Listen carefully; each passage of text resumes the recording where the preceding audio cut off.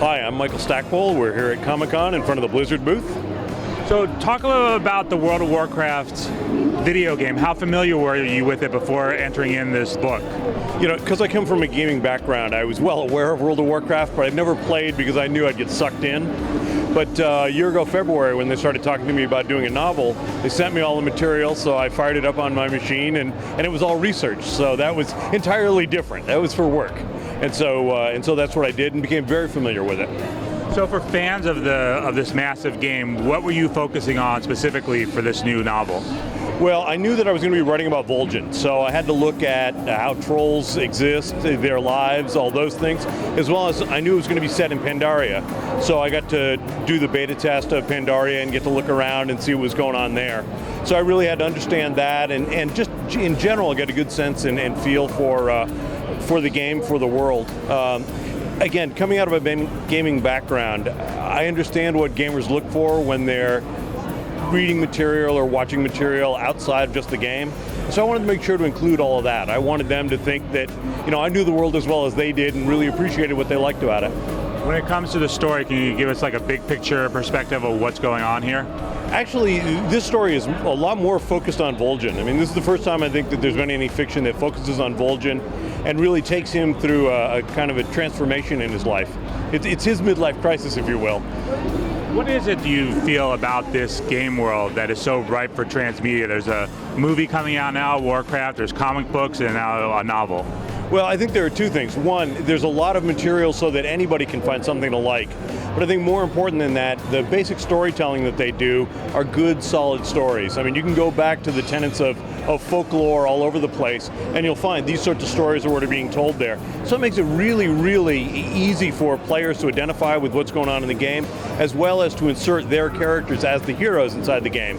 And that makes it really, really attractive. Can you talk a little bit about how you worked with Blizzard and the game developers in creating this novel? Sure. When they first got in touch, they told me in general what we were going to be talking about, what they wanted to see happen, and they sent me an outline for what they thought was going to happen with Vol'jin in the course of the book. The very first meeting I said, look, I can do all this, but if I'm going to do that, I have to add in some other material.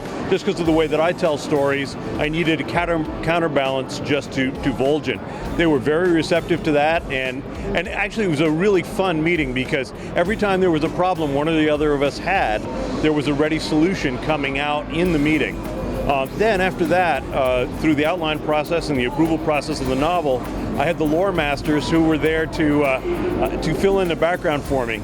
You know, I'd have a scene in the story and I'd put a footnote in saying, I'm going to make a historical reference to a battle. Which one is appropriate? And they would be, you know, they would give me a choice of 3 of them, and I'd be able to read up on those and go, okay, this is the one I want, and then make sure to tailor things so it actually matched up with that particular portion of the game.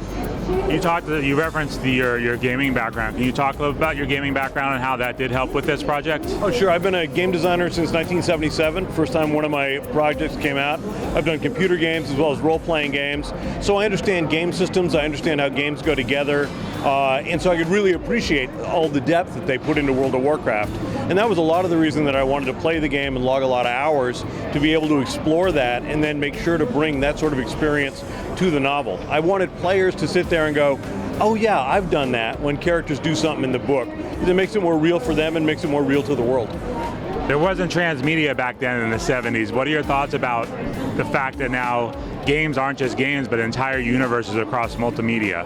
I think it's absolutely fantastic. I mean, we've known for a long, long time that the stories which have spawned a lot of the games have been ripe for media exploitation. And now you've got special effects budgets that can really do cool stuff.